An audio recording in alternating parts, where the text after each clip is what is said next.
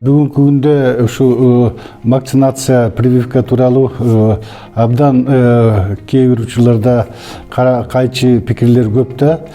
Бирок мен балдар доктору катары айтып кетет элем да, ушул вакцинациясын, прививканын негизинде биз көптөгөн катуу оорулардан кутулдук да. Бүгүнкү күндө Кыргызстанда биз 11 ооруга каршы вакцинация кылынат да.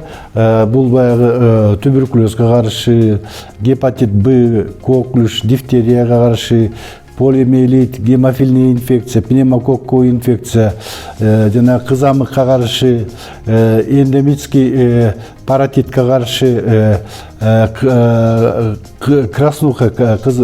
краснухага каршы ушундай балдар арасындагы абдан коркунучтуу инфекцияга карата Кыргызстанда вакцинация кылынып келет да. Бирок былтыркы жылы, 2020 жылы ушул балдарга вакцинация кылуунун деңгээли жарым деңгээлине чейин түшүп кетти да, 45-50%ке чейин, пайызга чейин түшүп кетти. Мурунку жылдары бул процент 90-95% балдарды камтычу да.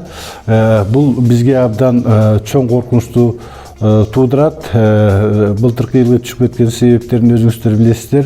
Эпидемиологический кырдаалга байланыштуу.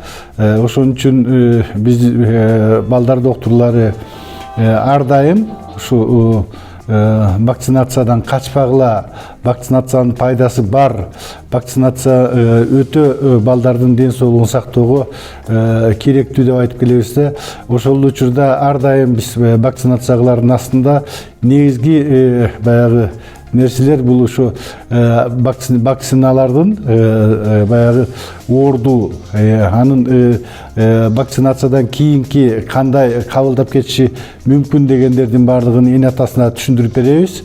Эгерде ошондой бир кээ бир чанда кездешүүчү ушундай бир кабылдап кеткен учурлар болсо, бизде атайын ушу вакцинациядан кийинки кабылдап кеткендерди изилеген комитетибиз бар. Аны ушу Кыргызстанга белгилүү доктор Нуркамат Жамалович Бабажанов жетектейт. Ал өзүнүн баягы түзүмү менен, өзүнүн өкүлдөрү менен ошондой ар бир баягы кабылдап кеткен учурларды текшерип чыгат да.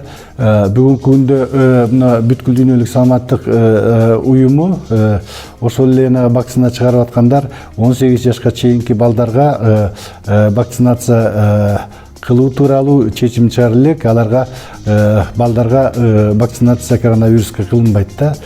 Ошол убактарда биздин өзүбүздө дагы ошо баягы коомдук иммунитет балдар арасында кандай жайылып кетти, бул тууралуу жакын аранын ичинде чоң изилдөө иштерди жүргүзө баштайбыз да.